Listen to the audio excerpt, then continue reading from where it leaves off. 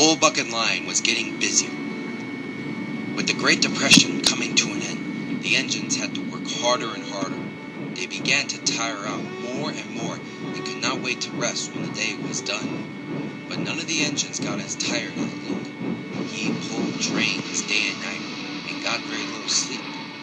One day, Luke was resting when Mr. Iverson told him he had an important job to do. A train of general goods needed to be taken to Lakehurst. Now, Mr. Iverson knew Luke would not be happy since he had just arrived with the bucket liner Daylight. But still, Luke sleepily went off to find his train. An hour later, Luke arrived with his train to find Steve and Dan waiting in a siding. Well, Dan, look who's here. Mr. Golden State. Hey guys, where do you want these boxcars? You're late. We don't accept things that come in late. Knock it off. Where do you want them? Ooh, Mr. Tough Guy. He's trying to boss us around. He must think he's more important. Okay, for the last time, where do you want them? If you don't, I'll take them back. Put them on the second siding. If you don't think that is where it should go, Mr. Important. 5 minutes later, Luke was shunting the boxcars into the second siding. Just then, he heard a strange noise. Huh? Who's there? Is that you, Oots? Chris? Anybody? Oots was resting in a siding. He heard Luke call his name, so he went to see why.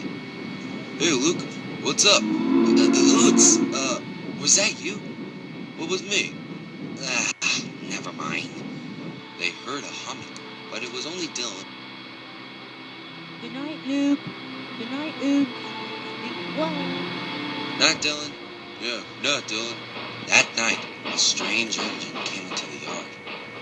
Unseen, the engine coupled up to the boxcars and puffed away. When morning came, Steve and Dan were shocked. What the? They're not here. Luke messed up.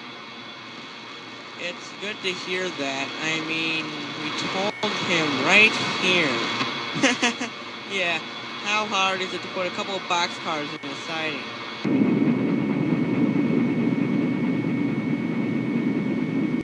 Steve and Dan went looking for Luke, but it didn't take long. They found them in Simonville. I delivered them! No, you didn't. They're not there. I swear, I put them there! I think you're trying to get us in trouble. You said it, Dan.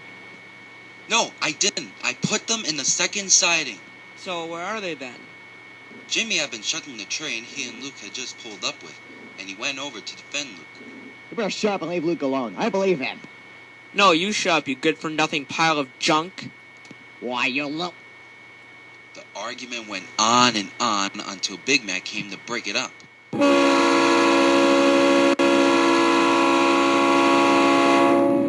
Shut up. What's going on over here? Luke hit the boxcar so we can't find them, and we'll get in trouble if we don't deliver them. I delivered them! Obviously, you haven't heard. 3 cars full of locomotive parts just went missing. Everyone was doing something, so they couldn't have stolen them.